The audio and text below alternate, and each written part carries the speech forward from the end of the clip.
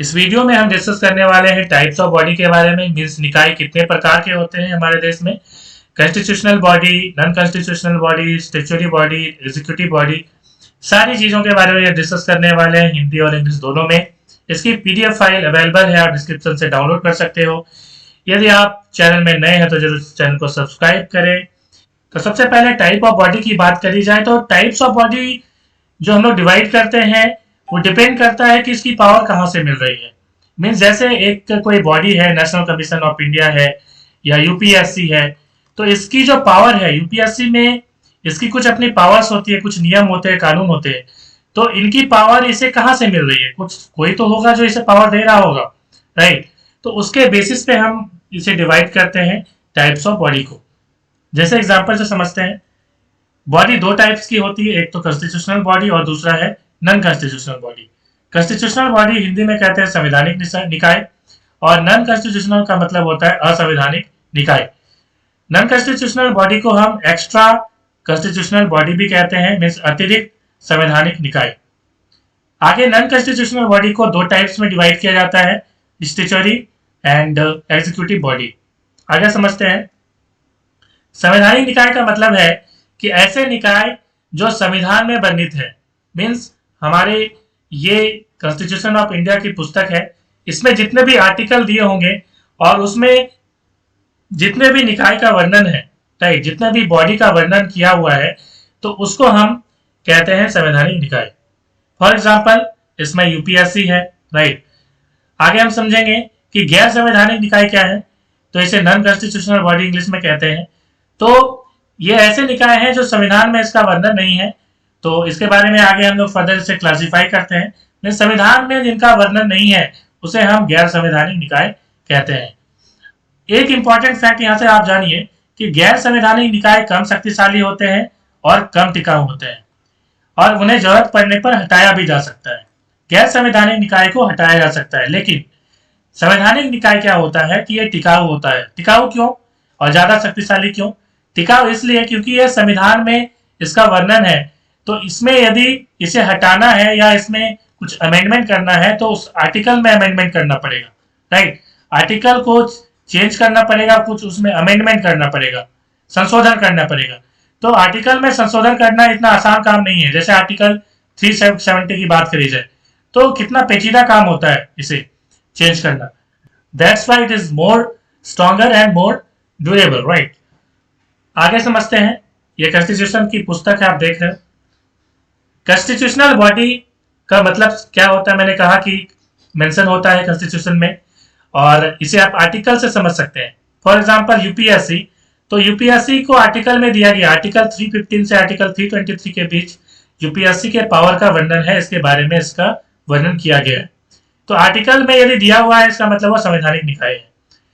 तीसरा है, ये कॉन्स्टिट्यूशन से पावर इसको मिलता है, ये जो पावर मिलता है इसे संविधान से मिलता है। दैट्स व्हाई मैंने कहा था कि कहां से ये पावर मिलती है उसके बेसिस पे डिवाइड किया जाता है निकाय को। तो चूंकि ये कॉन्स्टिट्यूशन से पावर मिलता है इसलिए हम इसे कहते हैं कॉन्स्टिट्यूशनल बॉडी।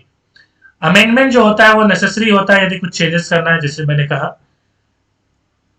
इसका कुछ एग्जांपल और है, जैसे इलेक्शन कमीशन है, फाइनेंस कमीशन है, अनुसूचित जाति अनुसूचित जातियों के लिए राष्ट्रीय आयोग जो बना हुआ है नेशनल कमीशन, तो वो भी इसका एग्जांपल है।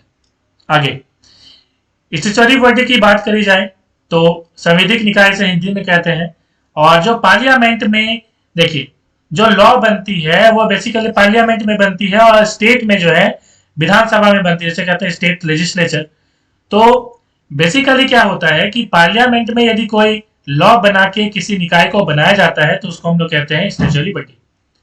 मीन्स उसका मतलब क्या है कि एक निकाय को बनाने के लिए लोकसभा, यदि हम सेंट्रल की बात करते हैं, लोकसभा और राज्यसभा, इन दोनों की परमिशन चाहिए होगी। मीन्स दोनों से उसे सम्मति मिलना जरूरी है। मीन्स वहां से पास होगा, लोकसभा से पहले पास हो, यदि लोकसभा से एंड देन राज्यसभा, तो उसमें पास होने के बाद ये प्रेसिडेंट के पास जाएगा, तभी वो स्टैट्यूटरी बॉडी बन पाएगा या उसमें कुछ अल्टरेशन कर पाएंगे। मीन्स मान लीजिए एक संवैधानिक निकाय है, उसमें आपको कुछ नियम बनाने हैं या कुछ नियम को चेंज करना है, तो इसे आपको लोकसभा और राज्यसभा में रखना पड़ेगा, राइट।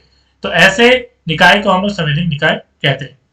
आगे संवैधानिक निकाय मैंने कहा कि एक नॉन कॉन्स्टिट्यूशनल बॉडी है। मैं नॉन कॉन्स्टिट्यूशनल बॉडी को दो टाइप्स में डिवाइड किया था।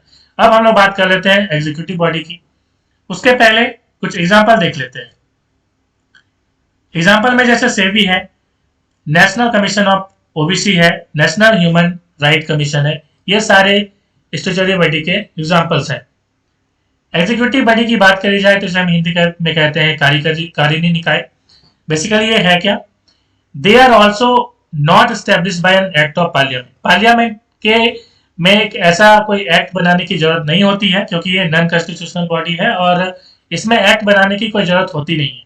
बेसिकली इसमें क्या होता है कि एग्जीक्यूटिव रिजोल्यूशन पास करते हैं। एग्जीक्यूटिव में होता कौन कौन है, तो एग्जीक्यूटिव में देखिए, एग्जीक्यूटिव में बेसिकली एक पीएम होते हैं, हमें पता है, और एक प्रेसिडेंट होंगे और काउंसिल ऑफ मिनिस्टर होंगे, राइट, मीन्स कैबिनेट होगी, काउंसिल ऑफ मिनिस्टर होंगे। तो बेसिकली ये मिलकर तय करते हैं कि किसी निकाय को बनाना है या उसे हटाना है। मीन्स इस निकाय को, एग्जीक्यूटिव बॉडी को कभी भी हटाया जा सकता है, इसमें पार्लियामेंट में इसे रखने की कोई जरूरत नहीं है। ये सिर्फ एग्जीक्यूटिव ही इसे हटा सकता है। मीन्स चाहे तो जो रूलिंग पार्टी है, बेसिकली रूलिंग पार्टी जो होती है वो इसे हटा सकती है। ठीक है, इसका एग्जाम्पल मैं बता दूं, नीति आयोग। आपको पता है कि नीति आयोग पहले नहीं था, पहले प्लानिंग कमीशन था, जिसे हटाकर नीति आयोग बना दिया गया। आप कमेंट में लिख सकते हैं कि नीति आयोग को कब हटाया गया था, मीन्स नीति आयोग कब बनाया गया था। सॉरी, नेशनल डेवलपमेंट काउंसिल इसका एग्जाम्पल है, लॉ कमीशन ऑफ इंडिया भी इसका एग्जाम्पल है। और एक एग्जाम्पल मैं बता दूं, सबसे इंपॉर्टेंट लाइन यहाँ से नोट करिएगा कि किसी भी निकाय को आप, एग्जीक्यूटिव बॉडी की मैं बात करूं तो एग्जीक्यूटिव बॉडी को आप स्टैट्यूटरी बॉडी में कन्वर्ट कर सकते हैं by enacting a law. Law आप इनेक्ट करके, लॉ पास करके आप ऐसा कर सकते हैं। एग्जांपल है UIDAI, जो आधार बनाती है, आपको पता है, आधार से संबंधित है, तो इसे बना दिया गया था स्टैट्यूटरी बॉडी, राइट। अब कुछ क्वेश्चन कर लेते हैं, बहुत ही इंपॉर्टेंट रहने वाले हैं एग्जाम के लिए। Which of the following statement is correct about National Development of Council? National Development of Council के बारे में कौन सा कथन सही है?